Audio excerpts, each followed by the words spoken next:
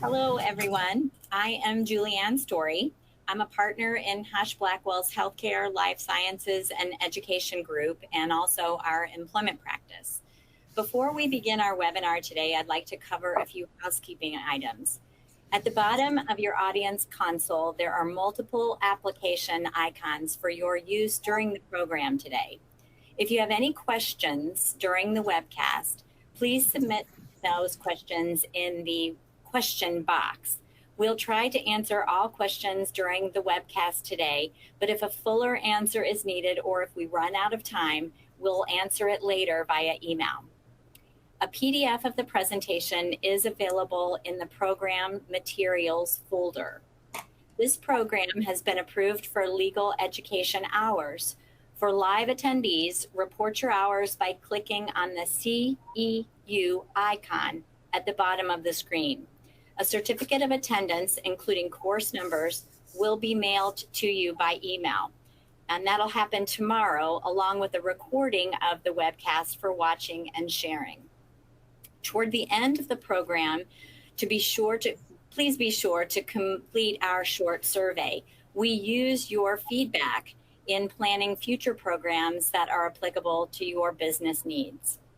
That's all of the housekeeping matters, so let's get started with our program. I am joined today by my colleague, Barbara Grandjean, also Jane Drummond, Meliz Dank, and John Nicoletti.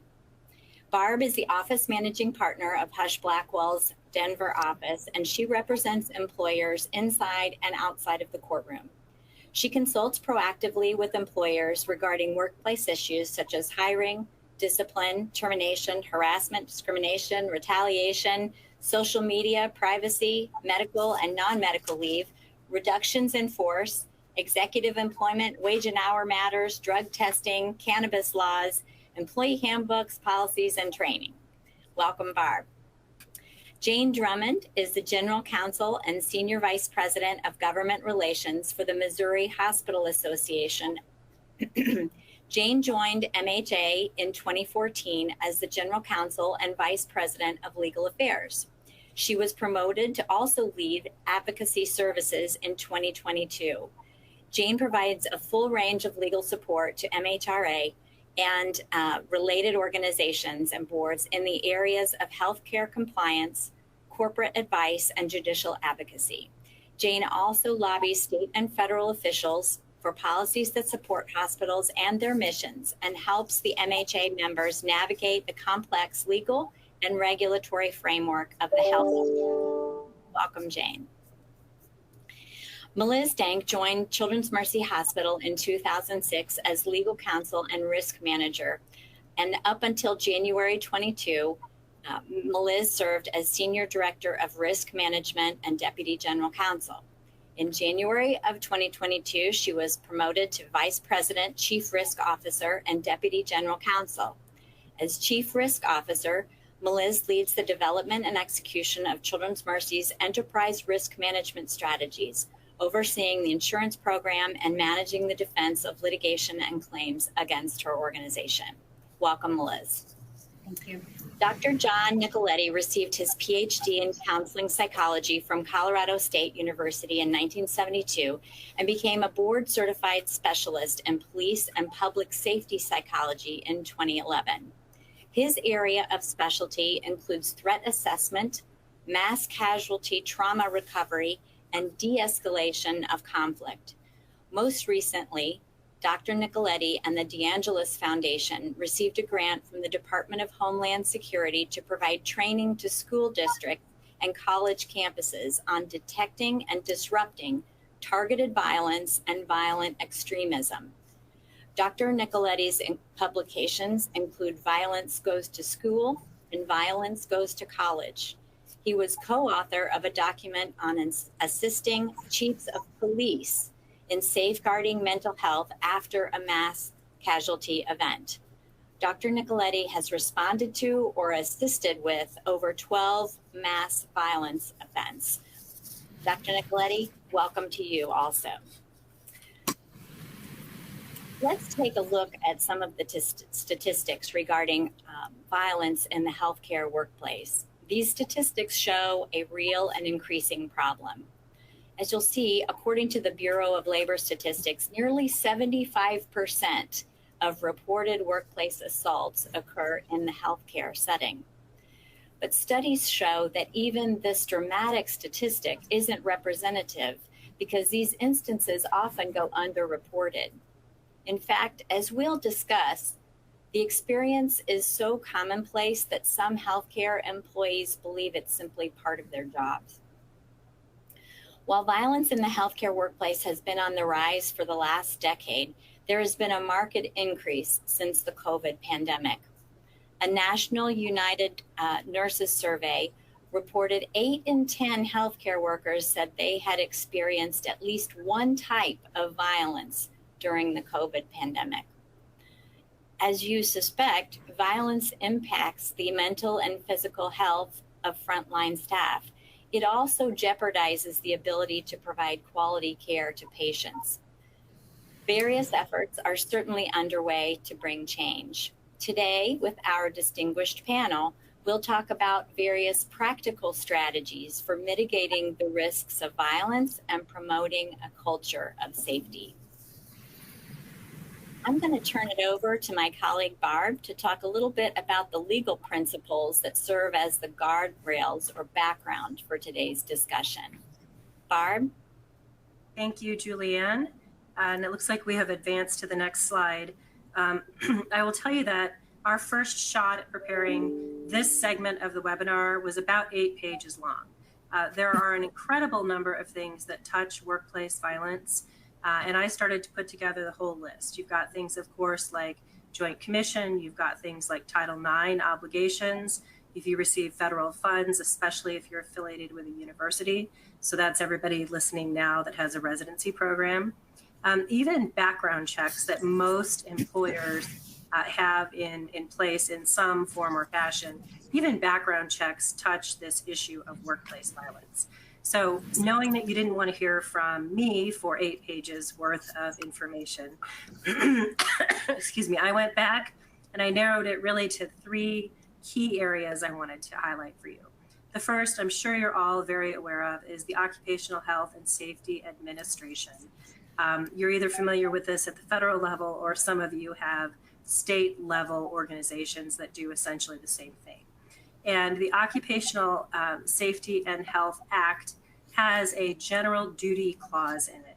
And that general duty clause says that employers have a legal obligation to provide a workplace free of conditions or activities that either the employer or industry recognizes as hazardous and that cause or are likely to cause death or serious physical harm to employees when there is a feasible method to abate the hazard. And so employers, in summary, basically have an obligation to provide a safe work environment for their employees, period. OSHA has used this general duty clause historically in the context of healthcare environments and has enforcement procedures relating to how it investigates and how it interprets this general duty clause in that context. The second thing I wanted to highlight for you, excuse me, are specific rules promulgated by OSHA. And in this case, OSHA is considering a prevention of workplace violence in healthcare and social assistance rule. It would apply to employers whose employees face an increased risk of workplace violence resulting primarily from violent behavior of their patients, clients, residents, and or visitors to their workplaces. And it's intended to protect employees working in hospitals, ambulatory medical care, or substance abuse treatment centers, freestanding emergency centers, residential care facilities, home health care, EMS, and or social assistance. It is not intended to apply to daycare centers.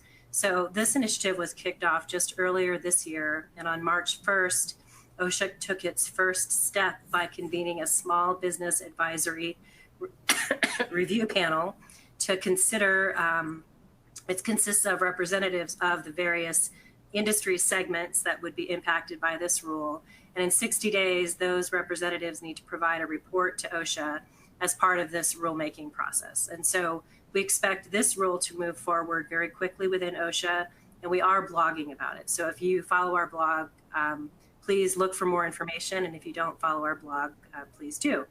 The third point I wanted to make is the SAVE Act, which is at the federal level. It was introduced to Congress in 2022 with bipartisan support.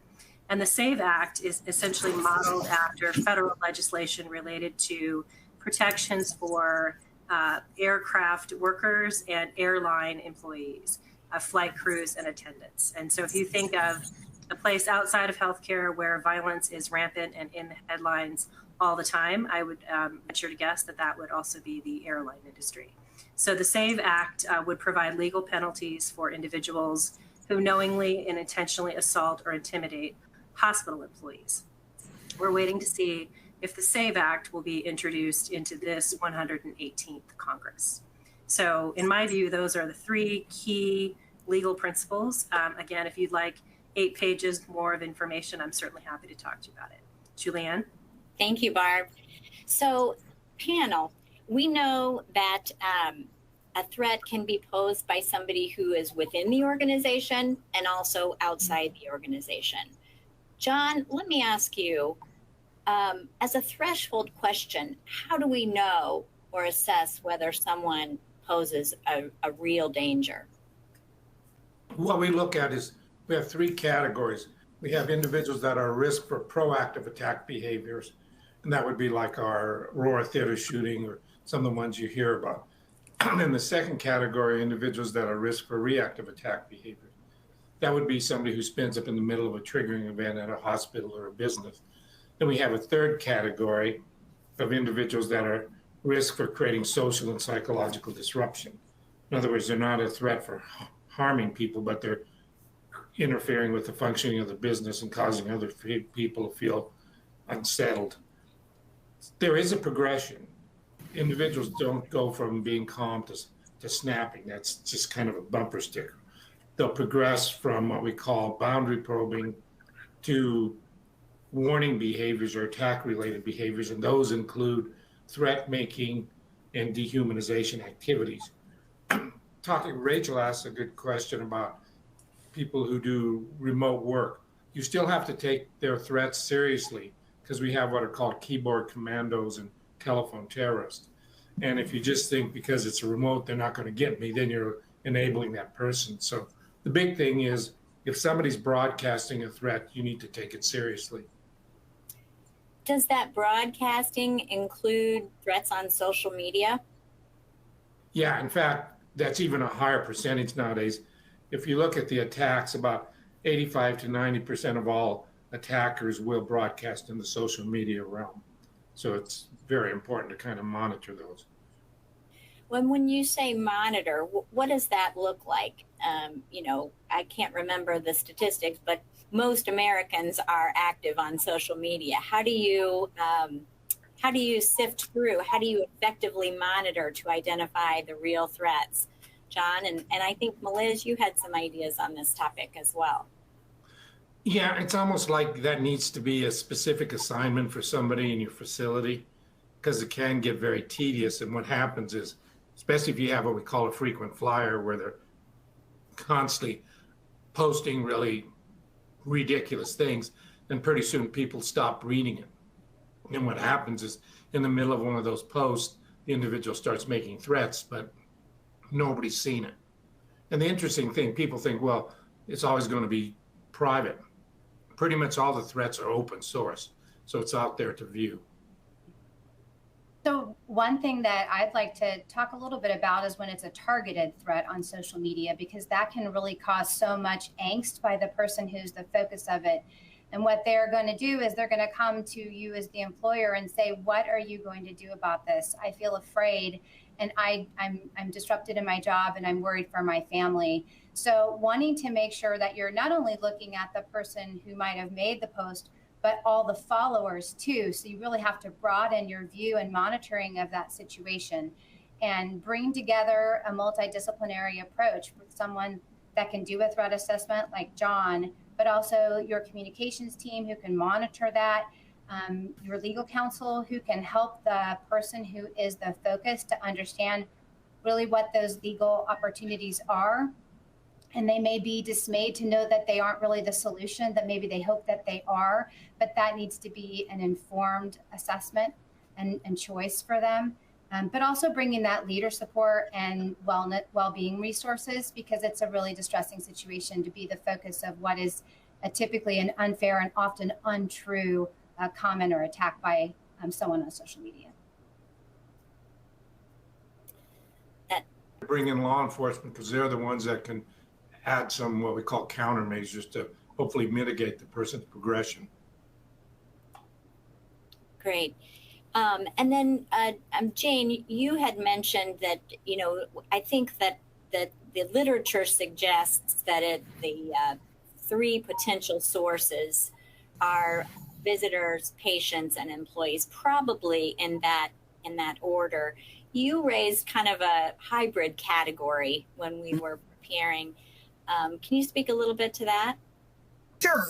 I think sometimes we forget about domestic partners of our employees, and if there are domestic violence issues at home, those can be brought into the workplace, and that can be a very serious and very credible threat.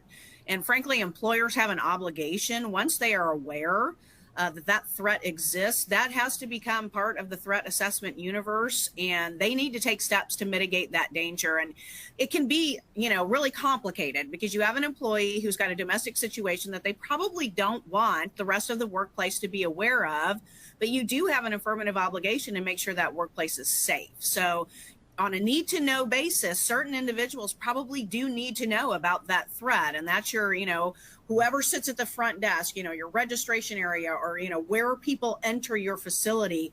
Those people probably need to have a picture of that person and an understanding of the situation. You probably need to have your security team involved if you have one. And again, anyone else, HR, just individuals that have a need to know and have the ability to mitigate that threat. There is at least one case in Missouri, actually went all the way up to the Supreme Court, but it did find that where an employer knew of a potential threat against an employee by a domestic partner, and that domestic partner came to the workplace and significantly injured their worker, they were liable for that because they knew and they had an obligation to mitigate that risk. And we had one in Denver by Coors Field, same thing, where a female employee was getting a restraining order from an abusive husband, told HR, hey, this is a personal, please don't let anybody know. He comes in during lunch because they had a cafeteria there, fires off rounds, kills his wife, and then all the employees in that company and other companies said, you knew about this and you didn't tell us? Creates some huge liability. And that gets back to what Edward, his question. You have what's called duty to warn and duty to protect, and I think that gets into what you're saying. It is interesting, though, when we've tried to, you know, a lot of times we try to call the police, they're not necessarily impressed with what we want to tell them. You know, we've got people that are scared. We feel like it's a threat. And so it's really, you know, trying to partner with law enforcement to say, but, you know, we really, really need your input and your threat assessment skills to understand what we're facing here. And I remember when we were preparing, Jane, you referred to this as, this is not a personal issue or problem. This is a hospital issue. That's the lens really that you're looking at this through. Exactly. So I don't want to stifle any conversation, but I think this is the perfect time for our first poll question. And our first poll question is, from what source do you see violence towards employees? And we've given you the three traditional options: visitor, patient, and employee. We'll give you maybe 10 seconds to pick one, and then we'll benchmark and look at the results.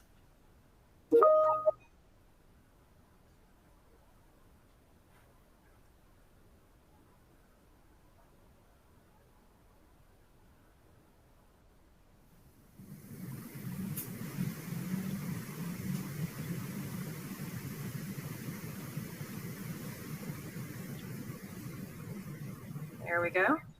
And interestingly, it is not split I expected the answer to be probably a third, a third, a third. And it looks like for this audience, at least, we are seeing violence from patients, which is, of course, a very unique circumstance in and of itself, leading the pack. Visitors coming in second, and then from other employees third. As a labor and employment lawyer, that warms my heart a little bit because that means we're making at least some progress in that area. But thank you all. We have a couple of poll questions. We do that for benchmarking for ourselves as panelists, but also for you. So we want to have you be able to see these results as well. So next slide, please. Yeah, why don't we shift now to go to the various components that comprise a strategy for promoting a culture of safety within your organization. And we do want to, as we proceed with our discussion, acknowledge that while we have hospital representative on the call today, we recognize that those in attendance come from various healthcare workplace settings. And we hope that the discussion is applicable by analogy, even if there may be a different structure or resources available to your organization. So let's take it from the top and talk about assessment and planning. How does one start with an assessment to identify the gaps and risk areas and to create a plan to change the culture to be one emphasizing safety for employees? Juliet, I can jump in and share from our organization. You know, we saw on the poll that a lot of the concerns are really coming from the patients. When people think about workplace violence, they're often thinking about someone coming into the organization like a visitor. But we have done two significant, what we call sprints. So you asked, how do you get started? And doing rapid improvement work. So where you hyper focus on the issue for 90 days, and you get in and you do your assessment and you bring all your resources to bear, and you really focus on the problem to identify what opportunities there are, both for quick implementation, but also laying that foundation for the future work. And you want to be really visible about that and transparent so that the organization knows you care about this issue. You're gathering information on this issue. The information they can bring to you is valuable and important and will be acted upon. And then you keep posting and providing your results in whatever form you have available to you, town hall or your intranet site. But you make sure it's really transparent and visible that you're taking action and you care about this issue. So we focused on both the patients, like which patients are resulting in a lot of these issues, behavioral patients for us, but then also taking a global view on security, access points, prevention, and talking about how to be prepared for an active aggressor situation, which I'm sure John will have thoughts on as well. And is that a multidisciplinary group that you've seen, Melissa? I'm glad you mentioned that because it's really, really important that approach shows and demonstrates engagement in all aspects of the organization, from the front line to the very top of the organization, so that it is clear that everybody is involved and engaged and cares about this issue. But you have to have team leaders with executive sponsors who can mobilize the information and action items. But it's got to be a multidisciplinary approach. Absolutely. And the conditions of participation for hospitals, at least with respect to emergency preparedness, require that kind of multidisciplinary all hazards approach. So it really demands a top-down look at your facility from the perspective of who might come in externally and cause violence to the patients that you are taking care of. And the other thing I would say about that is it is absolutely critical that you have C-suite buy-in and that they really demonstrate a commitment to this culture of safety in the workplace, because without that, I think you get lackluster response as you get down to the front line, and your plan is never going to be as robust until your leadership really demonstrates that this is important. Yeah, kind of following up on what folks are saying, there's 3 levels of stakeholders. There are detectors and disruptors, and then there are disruptors. Detectors are the folks who will pick up the concerning behavior to begin with. So in order to help them be a part of your plan, you need to train them on what to look for and who to report it to. And then kind of following up, you need to make sure you follow up. One of the things we see that's a gap is the detectives are hesitant to report things for several reasons. Number one, they're afraid they'll become a target. Number two, they feel nothing's going to happen, or they feel they're going to be minimized. The detectors and disruptors, that's where the gap occurs. These are middle management, and in hospitals, what we find are, we call them, without being disrespectful, sacred cows. In other words, they're allowed to get away with things because they bring money in or they're a good worker. But middle management are conflict avoidant, and so they need to, if you have authority, you need to take responsibility to disrupt. Then the third one, and some states are actually mandating this, you need to have disruptors only, which would be your threat assessment team. And like what folks are saying, that's a multidisciplinary team. And when they get intel, they need to take action. So those are your three stakeholders. Shifting to the leadership support, which several of you mentioned, and the importance of having buy-in at every level. John, when we were preparing, you made the point, and I think I've seen this in media reports, where the CEO or some other high-level leader wants to be the boots on the ground, wants to be, there to express sympathy, wants to meet directly with impacted employees of an incident of violence. Have you seen this, and do you have comments on how this should be handled? Yeah, in kind of the recovery phase, what we tell leadership is you need to be visible. What doesn't work is you have an incident and you have the leadership getting together in a little corner and not talking to the employees that are impacted. So you're exactly right. They need to be out there, and they need to do more than just cameo appearances. They need to kind of look at what do folks need. And somebody, whether it's leadership or somewhere along the pipeline, needs to become the outboard brain for the business or the agency or the hospital and say, okay, here's what folks need. I would assume, that you have several lawyers on the line here. That gives me a little bit of heartburn, exposing a leader to the direct communications about an incident. Do you work with communications representatives or public relations specialists to provide talking points, or are there, limitations on your advice to engage? Oh yeah, there's always limitations, and you want to have your PIO or whatever you refer to it in your agency. They're a key factor, and you really want to utilize their skill sets for helping like that. Because what we find is sometimes leaders get out there and say things and makes things worse. Like some of the shootings where they were saying, "Oh my God, we've got X number of people dead," and it really wasn't that way at all. So yeah, words are like bullets. Once you launch them, you can't retrieve them. Yeah, I agree. As one of the lawyers in the room, it absolutely, there needs to be a process, and we can't just let leadership go out and say everything they want to say without really thinking through. I think we're also talking about the very significant situation where we have, a terrible outcome, but we need to also remember that there are sort of smaller incidents happening every day. And when we think about workplace violence, we think of that as a component of an umbrella idea of team member safety. So, if you're waiting to sort of like get out in front of everybody only in an extreme situation, you've missed an opportunity. If there are, every day someone is getting hurt from a patient potentially. So you want to say, I hear you, I see you, I understand what you're going through. And leaders want to be able to do that. And they want to be able to do that without a script in their hand.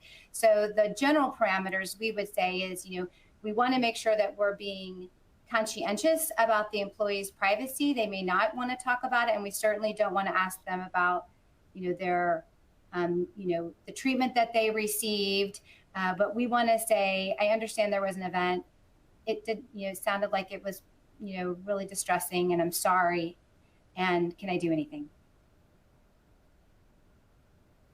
And we're talking about kind of reactive. There's certainly the opportunity to be proactive in leaders' engagement and support through various internal messaging about support for the kind of initiative that you described a few minutes ago, Meliz, in terms of the assessment and planning. And so we saw, repeatedly in the Me Too era that leadership, ownership and engagement in basic things like employee training or statements about, a news report involving someone else, how the leader can express the expectations of the organization. I agree. And I think that component is really important when we talk about encouraging employees to report incidences of violence in the workplace, because if they don't feel like they have leadership support, that leadership is open to hearing about that, it's going to have a chilling effect. And that's a good segue into the next element of a culture of safety initiative, which is policy drafting. So certainly a policy can explain the organization's expectations for conduct, but it seems to me that your point, Jane, encouraging people to report if they experience some negative treatment, acts of violence, whether that is a verbal or a threat to physical safety, that is critical. And we've talked a little bit on this call, but we talked in preparation as to the various reasons why employees don't report. Jane, you want to talk a little bit about that? Sure. I think for some employees, especially, when you have, say new nurses or, people that have just graduated from an allied health profession program, I think there's a little bit of shock, culture shock, when they come into a facility and they realize what goes on in the workplace, especially, in some settings like the emergency department. I don't think they expected the level of, sort of anger that gets thrown at them. So there's that. As you mentioned earlier, for a lot of people, they've just come to accept it as part of the job. And again, that's really important for leadership to step in and make it very clear that the expectation is not that you are verbally abused, spit on, have your hair pulled, pushed, et cetera. That is not acceptable in the workplace, even when you're dealing with a patient that is agitated or has behavioral health issues. I think also, unless leadership really demonstrates that they are committed to this, there is either a fear, well, if I report this too much, I'm going to be a troublemaker, I'm going to be retaliated against, HR is going to have a little file on me, or that, they're going to become immune to it and nothing will be done. And I think nothing is more discouraging to employees reporting that type of incident when they feel like it falls on deaf ears and nothing really happens. One of the dilemmas for management when they do the right thing is, especially if it's an employee, you can't really tell the individual who is the recipient of the abuse what you're doing. And so they feel nothing's being done. What you got to do there is just say, hey, if you still see the behavior, let us know and we'll take action. We can't tell you what we're doing, but we are taking action.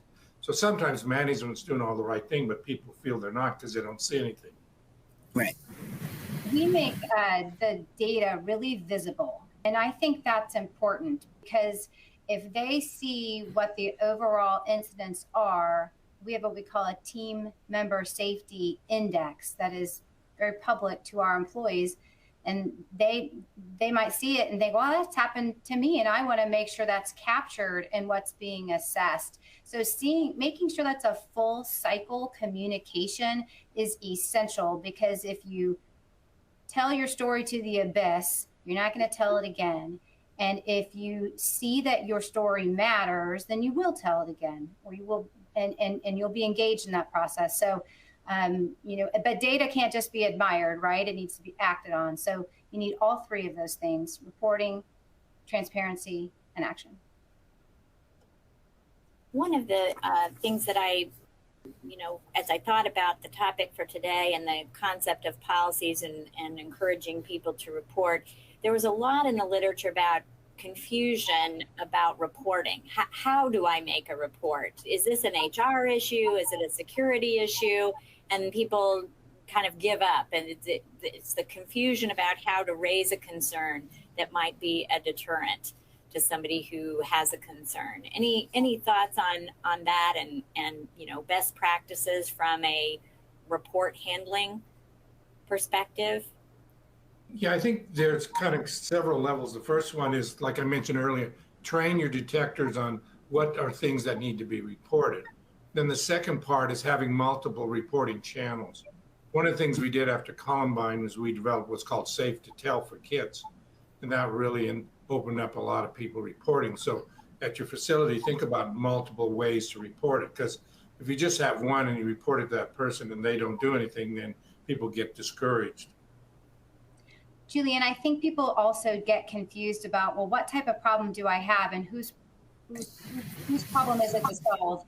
And we want to try to take the guesswork out of that as much as possible, to say, just report it and we'll figure that out for you. We'll get that in the right place. So we have a very public incident reporting public. I mean, it's, we've got it on our desktop, and we try to make that very apparent to our staff.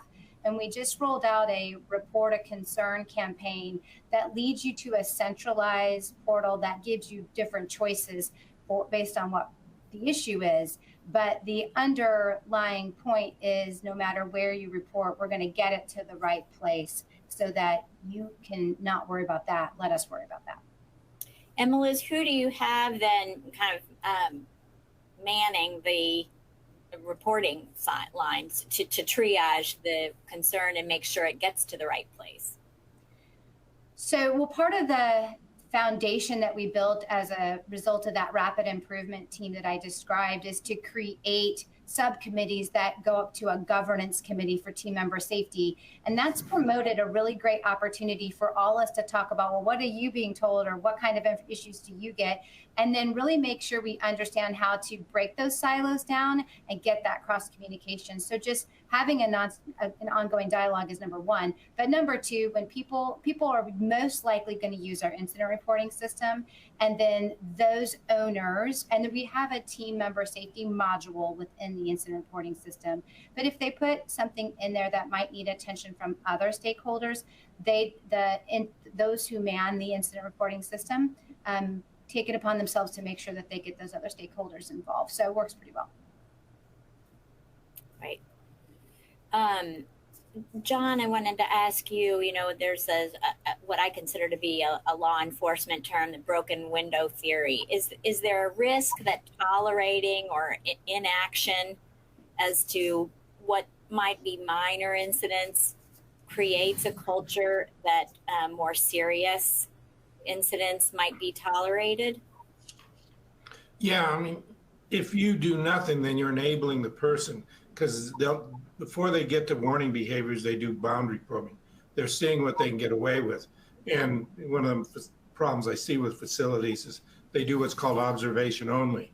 They have somebody that they're concerned about, and they say, well, let's just keep an eye on the person. But there's no countermeasures. And so they're basically letting the individual get braver. And once you allow a person to move to what we call the thrill of the thought, it's almost impossible to de-escalate. So yeah, the sooner the better on all these type of things. Even if the person, once you confront them saying, hey, you're overreacting, I'm not doing anything, that's okay. They know that they're on your radar.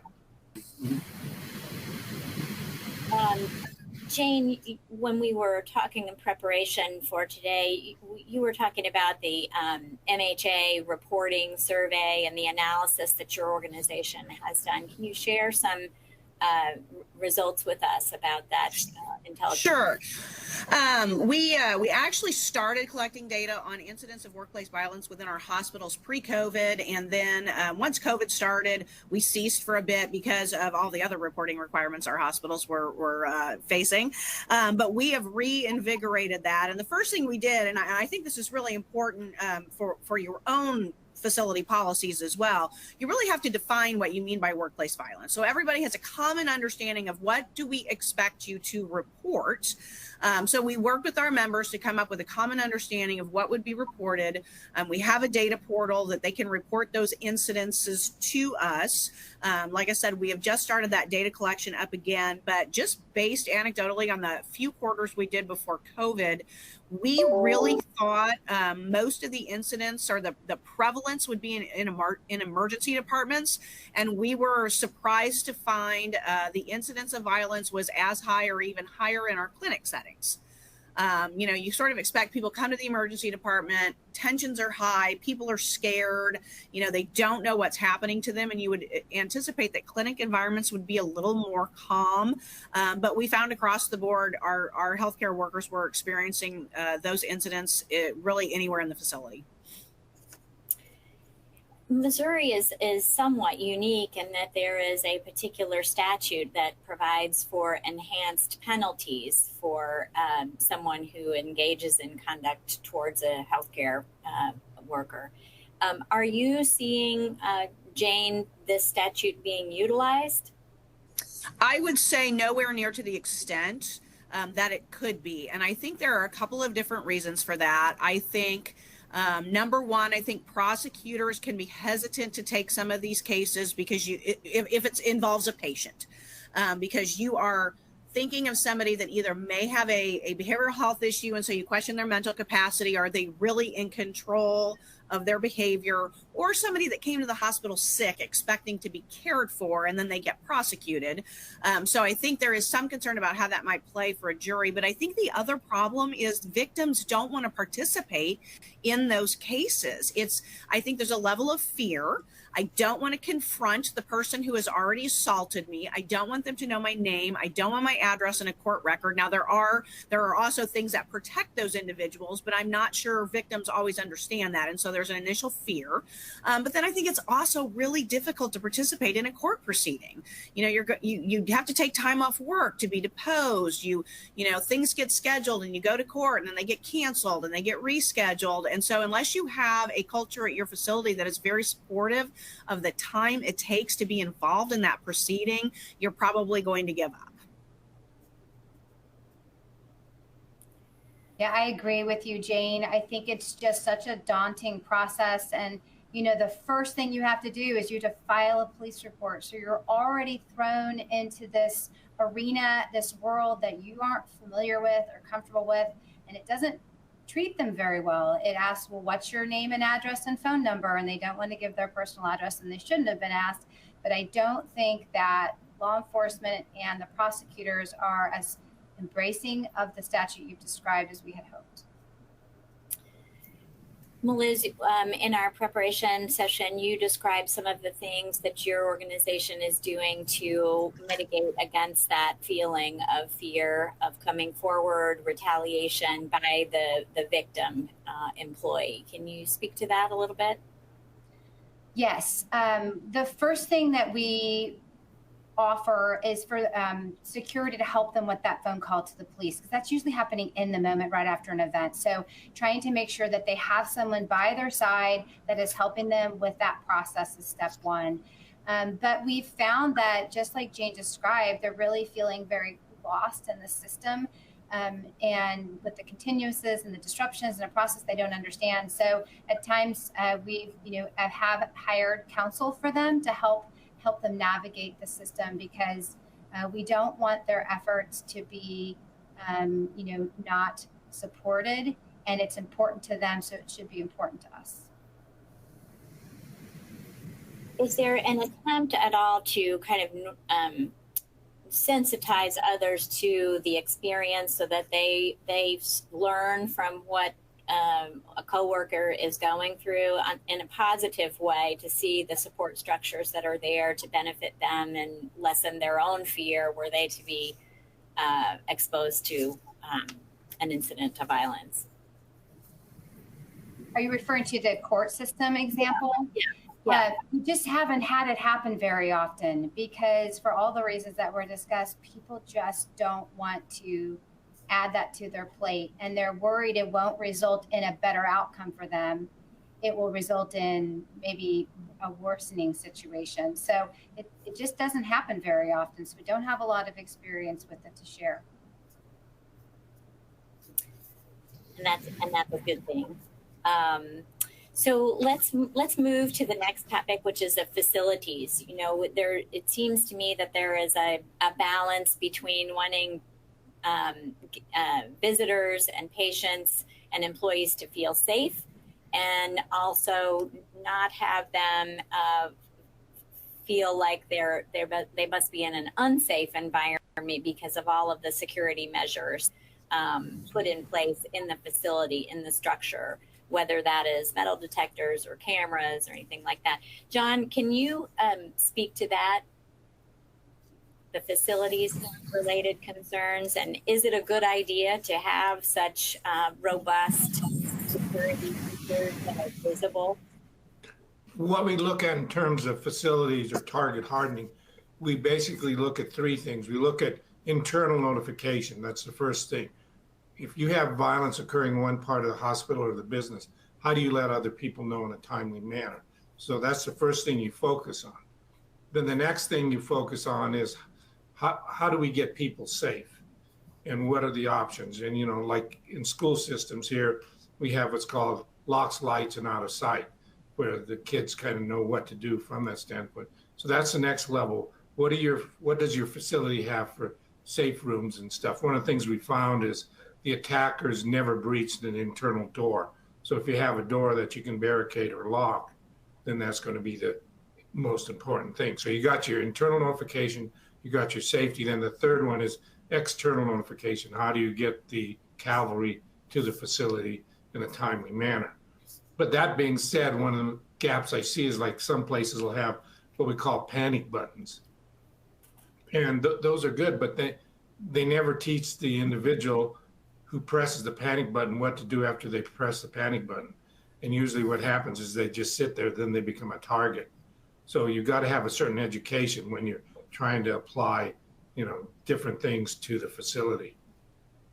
I think some proactivity here is also good. Some of the more successful ideas I have seen with respect to security, and remember, not all facilities have security, especially when you're thinking about hospitals. You know, your larger urban hospitals are probably going to have their own internal security teams, but our smaller rural ones do not. But for those of you that have a security team, this concept of having security sort of round, much like medical professionals do, so that they have a non-threatening presence. So they're not just sitting in a security station. They're not just sitting in the emergency department. They're actually out and about in the hospital, engaging with patients, engaging with visitors in a very non-threatening way. And just that alone can go a long way to avoiding some of these incidents.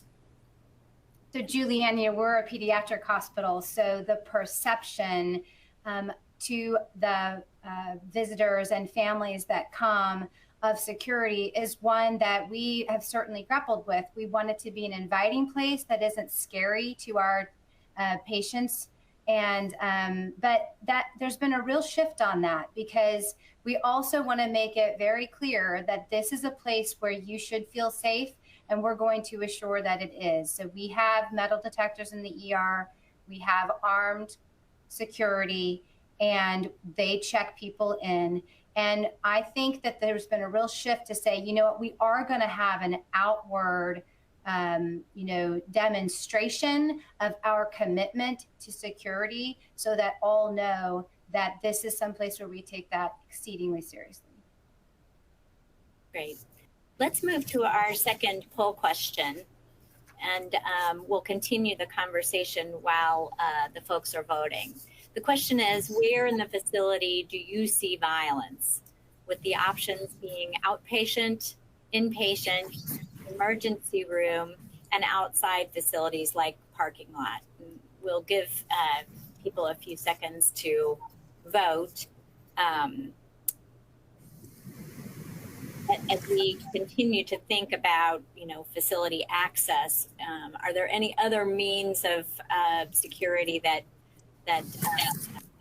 Meliz or John, I think we may have, Jay may have slipped away for a second, but she'll be back. So any other things that you're seeing, for instance, badges for patients or badges for visitors? So I can address that. Oh, go ahead, John. I think we're probably going to, those are very effective. Here's the hard part. With prevention, you don't know what you're preventing, but when you have a culture of, people need to have ID badges or sign in stuff, it also sends a message that we take this stuff seriously. And if nothing happens and people feel, well, we didn't really need to do that, but it's powerful. I think it's really helpful on response too, because we have at security, you show your ID and we put it into our system. So we know in the areas that have that access control, which is the inpatient portion of the hospital, basically everything but the clinics, we know who's coming in. And then if something happens, we are able to identify quickly with a picture and address information who that person is. We can also utilize those access points to to identify people who shouldn't come in the hospital, and can get them when they check in. We can identify who that person is and deny that access if they tried to do so. So I think it's a really important security measure that we have in place. And we talked about this during the preparation. We certainly, we have an affiliated data company that does data services for our hospitals, and we can, and I'm certain other companies can as well, help you flag patients in the electronic medical record, so that when a patient comes in and they have been violent in the past or they've been aggressive in the past, that the caregiver will get a notification that this is a patient that's been problematic in the past. One thing I do caution on that is I think we have to be careful about how we label patients. We're trying very hard to think about approaching patients from a trauma-informed perspective and with, diversity, equity, and inclusion principles. So I think we probably need to be very factual in how we approach them, because we don't then want a caregiver to treat them differently because they're labeled. But I think we can put in the record that this person has assaulted a staff person before. Great point. Julian, I want to make one more comment too that I want to make sure people are aware of, that there are different registration processes, but ours, when you run the license and register, and it runs it against a sexual offense registry. So you will immediately know if somebody has a sexual offense, so that you can manage the access appropriately. So there's a lot of resources that can be utilized. Yeah, and we want to talk some more about the technology resources too. But first, I want to just comment on the results of the second poll, which show that the 35% of the instances of violence are, at least according to our audience, occurring in the emergency room. So interesting, as we mentioned that the assumption is the emergency room, and perhaps this data reflects consistency. So let's go to the next slide, the remaining components of the culture of safety. We've talked a little bit about, the background checks at the security desk, panic alarms. What other technological solutions might there be to foster safety?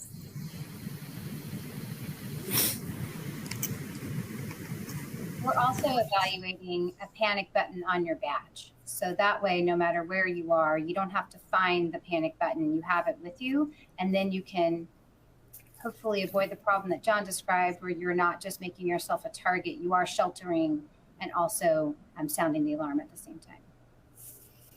And with all of those security measures, I suppose there has to be good training so that employees are aware of the measures that are there to protect them and how to utilize them in the event of an incident. So let's talk a little bit about the training. Liz, I know that you are doing things within your organization about, Yeah, and people may have questions about just active aggressor training too, and I know that there's some trepidation at times to do simulations in hospitals, and for good reason. It really can be distressing, so you need to make sure you're really you've done a good preparation for that. But those are also really, when we did that, 92% of those who participated found that they were more competent and more confident in responding to an active aggressor situation. So I think that really speaks volumes in terms of training. I think you specifically asked about see something, say something. And I think that all comes from the work you're doing about the culture. So all the things we've talked about, and people want to say something if they hope it's going to matter, and you have to make the case that it does. But we use that phrase all the time in a lot of things, and and promote it, because it's really, we're setting the expectation of what we need from the staff so we can help them. There's actually a third component to that. You're right on with what you're doing. It's if you see something, say something. The third component is do something. And that's where some agencies forget that third component. And John, so about doing something, how do you suggest the threat assessment component of the training occur? Well, threat assessment is not a standalone venture. It goes with what's called threat management. So every time you do a threat assessment, you should also have threat management. You're looking at what are our countermeasures? What are we going to do to mitigate this behavior? Who's going to do it? When do we do it? And how do we monitor the effectiveness of it? And does some of that occur with collaboration with law enforcement or other outside organizations? Yes, yeah. So you need to have stakeholders at the table, and each person plays a part. And that kind of gets to the collaboration point.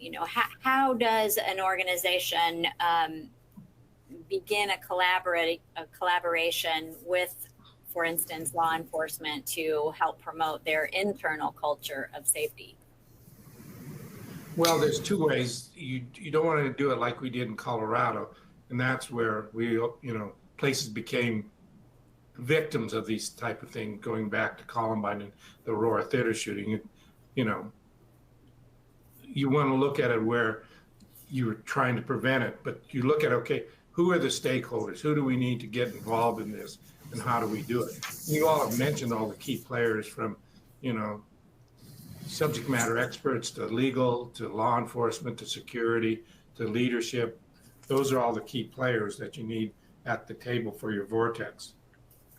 I tell members this all the time. If you have internal security, they are very much going to be your liaison to local law enforcement. But if you don't have that security team, you really need to establish that relationship with your local law enforcement agency before you have an incident occur, because they need to be there for you, and you need to feel that you can rely on them. And I think involving them in your training, if you're doing tabletop exercises, which I think are a really important component of training, and you can learn a lot, invite those external stakeholders like your local law enforcement agencies and others in the community that might be part of the response. And you start with training, then you move to tabletops, then you move to active shooter. You should never go to active shooter without doing the first two. Right.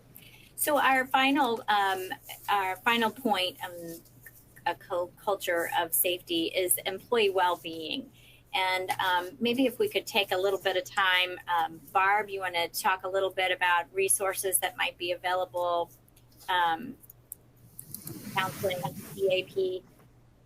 Yeah, for sure. So I'm sure most of the employers on this call have EAPs or other resources available to their employees for all kinds of circumstances, but especially distressing circumstances. And everything that we have just finished talking about is a circumstance that an employee should be able to get some therapy, get some extra support, get some confidential support from an EAP. So I think it's important to make sure that your EAP is robust enough to cover the workplace violence type topics that we've been talking about here.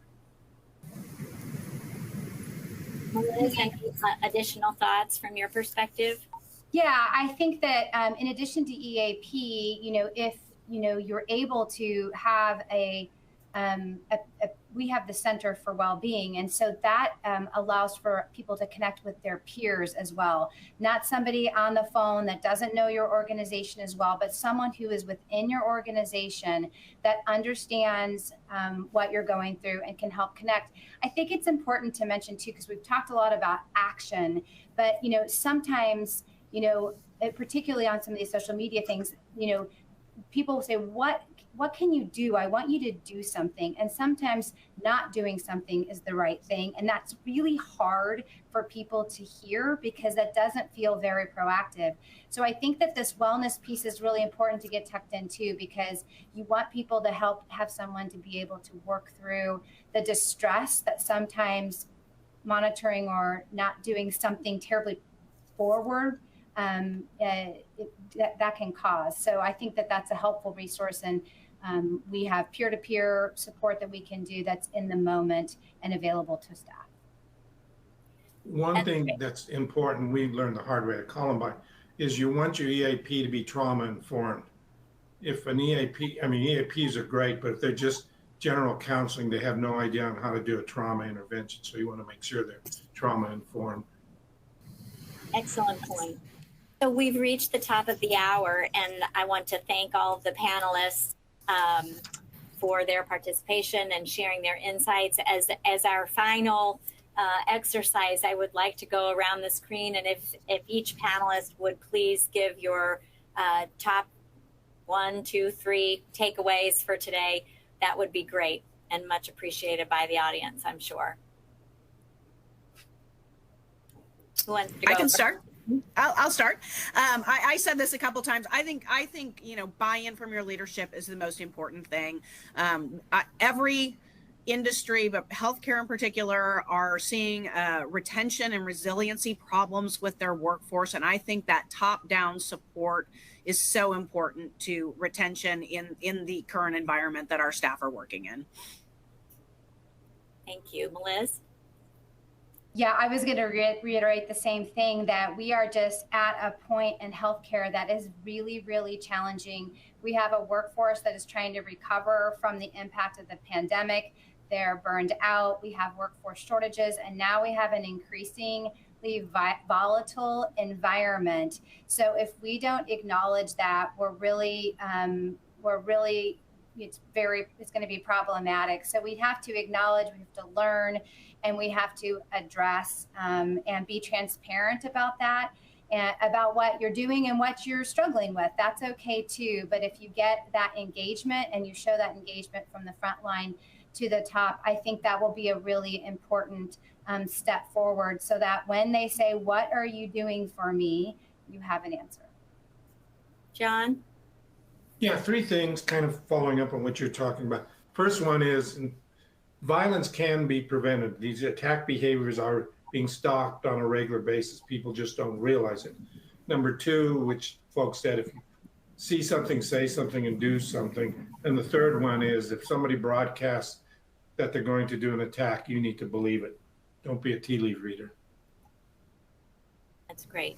Well, thank you so much to our panelists and audience. Thank you so much for joining us. We hope the information was helpful to you. As a reminder, the program has been approved for legal education hours, and please report your hours by clicking the CEU icon at the bottom of the screen.